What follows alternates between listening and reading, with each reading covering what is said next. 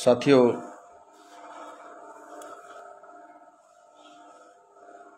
आप सभी लोग जुड़ जाइए।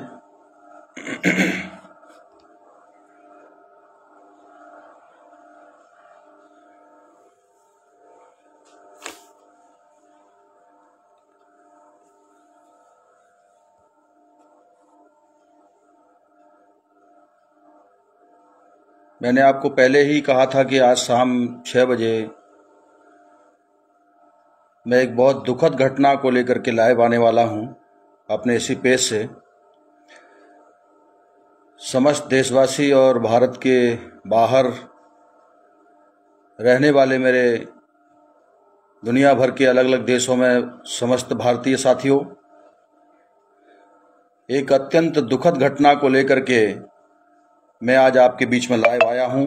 आप सभी लोग मीडिया के माध्यम से जान रहे होंगे कि राजस्थान के जालोर जिलों के अंदर एक सुराणा ग्राम पंचायत है, सायला तहसील में। वहां पर जो एक बहुत ही अत्यंत दुखद घटना घटित हुई, उसको लेकर के अपनी पार्टी की तरफ से मैं अपना विचार प्रकट कर रहा हूं। ऐसे तो पूरा देश तथाकथित आजादी का अमृत महोत्सव मना रहा है। आप सभी लोग मालूम हैं कि पूरा देशभक्ति के अंदर में सराबोर है। बाबा साहब अंबेडकर की एक बहुत महत्वपूर्ण बात याद आती है इस वक्त में कि स्लेव एंजॉयिंग स्लेवरी, गुलामी दुनिया भर के अंदर में भी देखी है। दुनिया के सभी देश के नागरिक जो भी देश दुनिया में गुलाम हुए हैं, उन्होंने अपनी गुलामी को खत्म करने के लिए, आजादी हासिल करने के लिए वहां पर बड़े बड़े मूवमेंट चलाए, आंदोलन चलाए, चाहे वो साउथ अफ्रीका हो या नेपाल हो या और भी अन्य बहुत सारे देश हैं। वो अपनी आजादी के लिए संघर्षरत रहे, आज भी हैं बहुत सारे देश। मगर भारत में जो गुलामों की स्थिति है वो बड़ी अजीब किस्म की है। गुलाम अपनी आजादी के लिए संघर्ष करने की बजाय आजादी का जश्न मना रहे हैं, शो कॉल्ड आजादी का। यह बड़े ही दुख की विषय है। साथियों, आज 15 अगस्त है और 15 अगस्त के दिन ऐसा कहा जा रहा है, ऐसा प्रचार किया जा रहा है कि हम लोग आजाद हो गए 1947 में। अगर ऐसा मान लिया जाए तो 75 वर्ष समाप्त हो गए हैं और 76वें वर्ष में हम लोग आज प्रवेश कर रहे हैं। इस तथाकथित आजादी के 76वें वर्ष के अंदर में हम लोग प्रवेशरत हैं। और इन 75 वर्षों के अंदर में देश में क्या हालात पैदा हुए। देश तो आजाद हो गया, अंग्रेज नाम के विदेशियों से देश तो आजाद हो गया, मगर आज भी देश में रहने वाले लोग आजाद नहीं हैं। देश में रहने वाले लोग आज भी ब्राह्मणवादी, मनुवादी व्यवस्था के गुलाम हैं। ये उदाहरण है राजस्थान का। राजस्थान में कोई पहली घटना नहीं है। राजस्थान के अंदर में अभी कुछ दिन पहले ही, जिसको आतंकवादी घटना का नाम देकर के, हिंदू मुस्लिम का नाम देकर के आपने देखा होगा जिस तरीके से उदयपुर में कन्हैयालाल की हत्या हुई। उससे पहले भी बड़ी बड़ी घटनाएं हुई। राजसमंद में घटना हुई राजस्थान के अंदर में, और उसके पहले पहलू खान की हत्या हुई वहां पर। ऐसी तमाम प्रकार की, जो प्रतिदिन कोई ऐसा दिन बाकी नहीं जाता कि किसी न किसी जिले के अंदर में ऐसा जघन्य अपराध न हुआ हो रहा हो ऐसा देखने को नहीं मिलता है। राजस्थान में सीएम गहलोत जी की सरकार है और गहलोत जी ब्राह्मण धर्म के अनुसार अगर देखा जाए, धर्मशास्त्रानुसार वो शूद्र वर्ण में आते हैं। ये पता नहीं उनको मालूम है कि नहीं है। वो जिस समुदाय से बिलोंग करते हैं उस समुदाय के महान पुरखा राष्ट्रपिता ज्योतिबा फुले साहब ने हमारे लोगों की आजादी की हासिल कराने के लिए, हमारे लोगों को इस मनुवाद से मुक्ति दिलाने के लिए अपने प्राणों की आहुति दी। और जिन विद्यालयों में ये घटना घटित हो रही हैं, उस सबसे पहले उस महापुरुष ने उन विद्यालयों को खोलने का काम किया। अंग्रेज लोग उसमें यहां के शासक थे, अंग्रेजों ने उनको मदद किया था उस वक्त में। मगर आज की तारीख में जो विदेशी लोग हैं, जिन विदेशियों का शासन भारत में है, डीएनए के अनुसार जो शासक वर्ग है,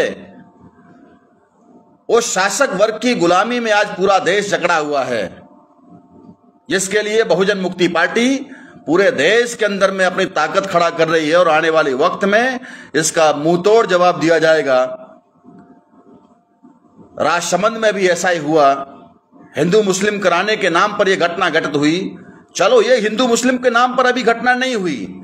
जिस तरीके से जालौर जिले के अंदर में जो साइला तहसील है, साइला तहसील के अंदर में जिस प्रकार से सुराड़ा गांव के अंदर में एक सरस्वती विद्यालय, एक सरस्वती विद्या मंदिर का नाम जिसको दिया है, वहां के स्कूल संचालक, वो जो अध्यापक है, हेडमास्टर है वहां का, छेल सिंह करके, उसने एक पानी के मटका को छू लेने पर उस बच्चे के कान के ऊपर में पता नहीं क्या ऐसा झापड़ मारा कि वो बच्चा की जो है, पिछले 20 जुलाई की यह घटना है और 20 जुलाई के बाद में लगातार वो उदयपुर के हॉस्पिटल में इलाज कराने का काम किया उसके परिवारजनों ने।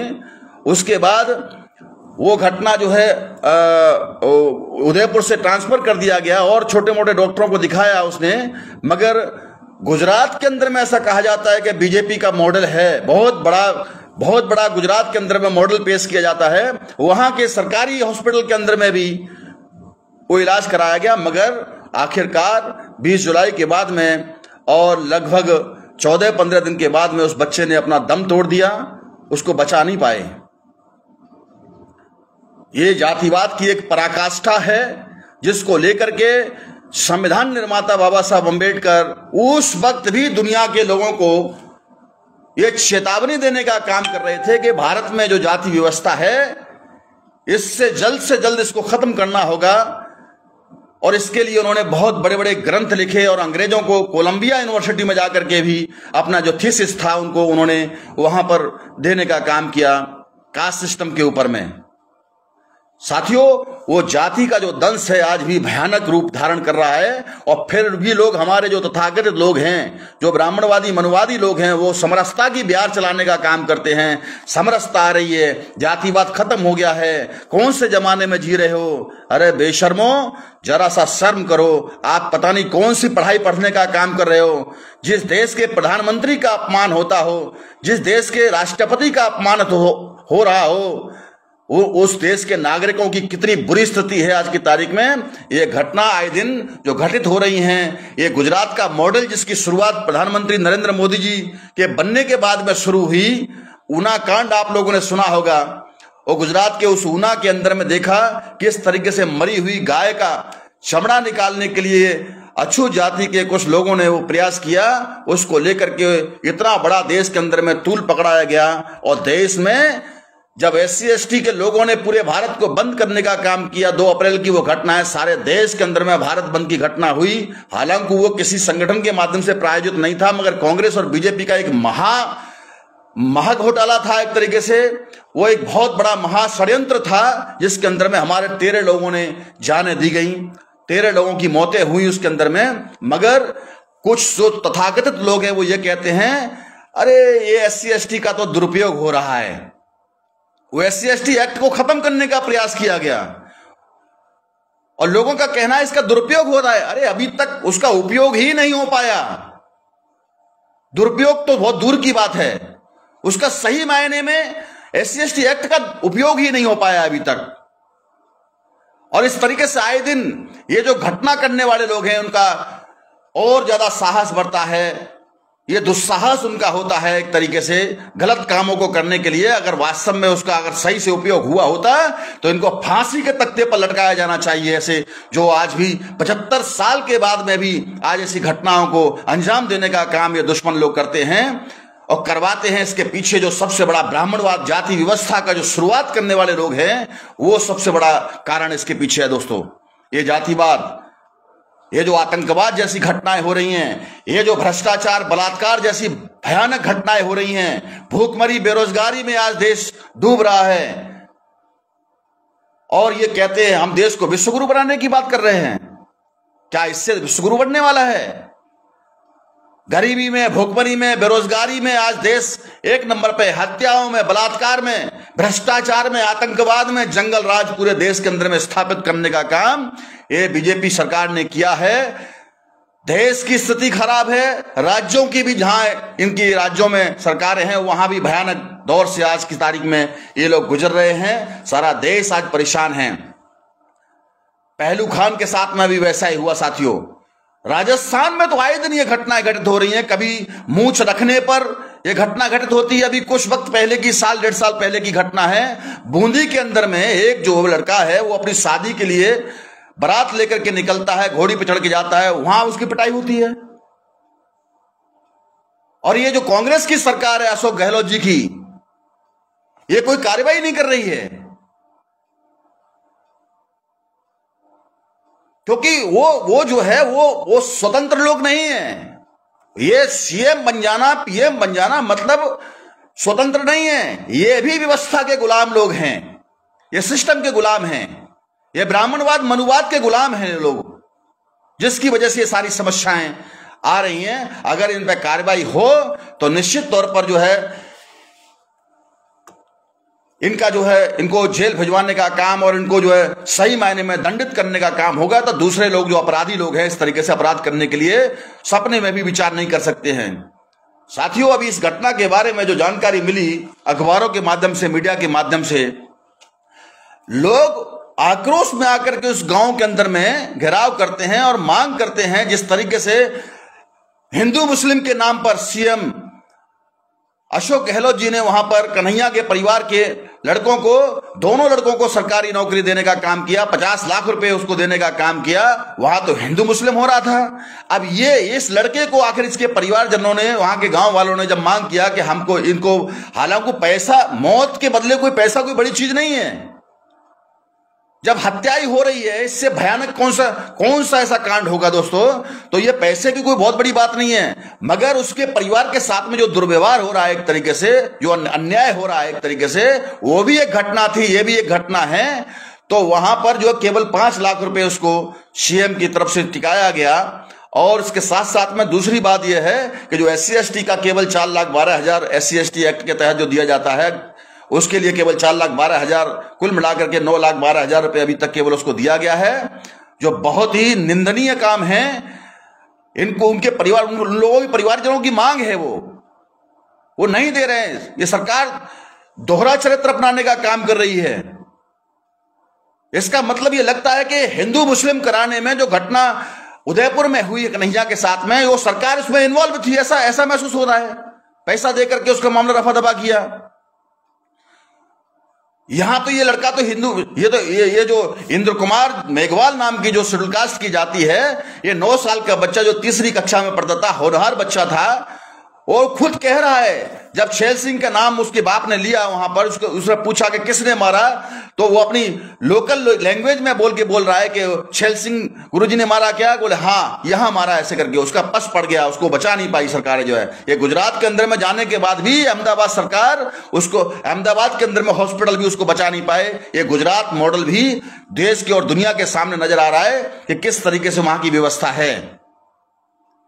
साथियों, ये इतनी भयानक जो समस्याएं आज हमारे सामने आ रही हैं, हम ऐसा मानते हैं दोस्तों, ये बाकायदा योजनाबद्ध तरीके से अभी हर घर तिरंगा का नाम दिया जा रहा है।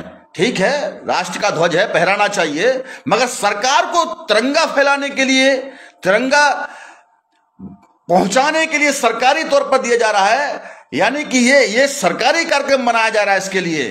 ये शर्म की बात है अपने आप में। अरे गौरव हर भारतीय को होना चाहिए, अपने पैसे से, अपने खून पसीने की गाड़ी कमाई से वो खुद जाकर के अपने देश को सम्मान देने का काम करता है, हर नागरिक का काम है ये। मगर सरकार को झंडा पहुंचाने का काम किया जा रहा है। इसका मतलब रोजगार, धंधे, सारा का सारा कारोबार छीनने का काम किया, लोगों को पूरी तरीके से निर्भर बनाने का काम किया। बात केवल करते हैं आत्मनिर्भरता की और सभी को सरकार के ऊपर डिपेंडेंट करने का काम ये मोदी गवर्नमेंट जो कर रही है, ये बहुत ही ज्यादा निंदनीय काम है। इससे आने वाले समय में जनता के अंदर में जो आक्रोश देखने को मिल रहा है, इसका आने वाले समय में जनता मुंह तोड़ जवाब देगी। हर घर तिरंगा की जरूरत नहीं है, हर घर तिरंगा के साथ साथ में केवल हर घर तिरंगा की जरूरत नहीं है, हर घर तिरंगा के साथ में जो स्वाभिमान के साथ में हर आदमी अपने घर पे फहराए, उसको हर घर रोजी की जरूरत है, हर घर रोजगार की, रोटी की जरूरत है। रोजी रोटी वो भी मान सम्मान के साथ में मिलना चाहिए लोगों को, इसकी जरूरत है मोदी जी। लाल किले की प्राचीर से आप जो वहां से जो बातें, बड़ी बड़ी बातें करते हैं, वो किराए के घर से बातें करते हैं। आपने लाल किले को भी गिरवी रखने का काम किया। यह भी एक बात जो है देश के लिए एक शर्मसार करने वाली बात है। आपने सारे देश की संपत्तियों को बेचने का काम किया। जिस लाल किले की प्राचीर से स्वतंत्र रूप से वहां पर जो गवर्नमेंट के उसमें हुआ करता था, आज वो डालमिया को आप लोगों ने गिरवी रखने का काम किया। ये बड़ी शर्मसार करने की बात है अपने आप में। और वहां से आप बड़ी बड़ी बातें करते हैं देश की। अभी एक और मुझे हास्यास्पद देखने को मिला बात, जो है सरकार कांग्रेस की है और कांग्रेस की सरकार का भी, कांग्रेस ही की सरकार का एक जो विधायक है 12 अटरू से, पाना चंद करके मेघवाल जी जो हैं, वो इस्तीफा देने का काम कर रहे हैं। अरे 4 साल तक आपने मलाई चाटने का काम किया, 4 साल तक आपकी आवाज पूरी तरीके से बंद रही और अब सहानुभूति के तौर पर आप इस्तीफा देने का काम कर रहे हो। नौटंकी क्यों करते हो? आपकी सरकार है, आप आवाज उठाओ। आपके मुंह पर ताले लगाने का काम, बीप जारी करने का काम करती है पार्टी। आप जनहित में कोई बात उठाने की आप लोगों की औकात नहीं है और आप केवल इस्तीफा देने का नौटंकी करते हो। अरे बाबा साहब अंबेडकर की बात करते हो तो बाबा साहब अंबेडकर ने तो SC ST के लिए, हिंदू कोडविल के लिए, बैकवर्ड क्लासेस के लिए, जाति जनगणना के लिए उन्होंने इस्तीफा देने का काम किया। आप बाबा साहब का नाम भी लेते हो और ब्राह्मणवादी गुलामी को मजबूत करने का काम करते हो। आपने इस्तीफा दिया, अभी अगली साल चुनाव होने वाले हैं। क्या दिखाना चाहते हो? अरे आपको विधानसभा को चलने नहीं देना चाहिए, मुद्दा विधानसभा में उठना चाहिए और जो अन्याय हो रहा है उस अन्याय के खिलाफ में आपको वहां लड़ना चाहिए। भगोड़े साबित हो रहे हो इस्तीफा देकर के। इस्तीफा देना इसका समाधान है क्या? ये बहुत बड़ी सहानुभूति। और लोग, हमारे जो अंधभक्त लोग हैं, जो कांग्रेसी अंधभक्त लोग हैं, वो कहते हैं वाह वाह वाह क्या बात है, हमारे विधायक जी ने इस्तीफा दे दिया। अरे शर्म करने वाली बात है, ये निंदनीय बात है। इस्तीफा देकर के भाग रहे हो। आपको लड़ना चाहिए अपने समाज के लिए। लड़ने की बजाय आपने इस्तीफा देकर के भगोड़े साबित होने का काम किया है, जो बहुत ज्यादा दुखदायक बात है। आने वाले समय में आपको भी इसका जवाब मिलेगा। जनता आपको इसका जवाब देगी, आने वाले वक्त में निश्चित तौर पर देगी। साथियों, ये ज्यादा बातें नहीं कहते हुए, ये आजकल की जो घटना है, जो जंगलराज स्थापित हो गया है, इनसे जनता को दो हाथ करने की जरूरत है, इनसे मुकाबला करने की जरूरत है। और निश्चित तौर पर अभी जो बातों को लेकर के वहां मुझे देखने को मिल रहा है, जालोर भास्कर की ये खबर है कि लोग, वहां के गांव वाले लोग जिस तरीके से बातें कह रहे थे कि हमारी ये मांगे मानी जाए, हमको भी 50 लाख रुपए उसके परिजनों को मिलना चाहिए, उसको नौकरी मिलना चाहिए सरकारी तौर पर, मगर सीएम उसको देने के लिए तैयार नहीं है। ये दोहरा चरित्र है, दोगला चरित्र है इस तरीके से। तो उसको लेकर के ये अशोक गहलोत जी की पुलिस जो है लाठीचार्ज करती है, 8-10 घंटे तक उनको समझाने बुझाने का काम करती है।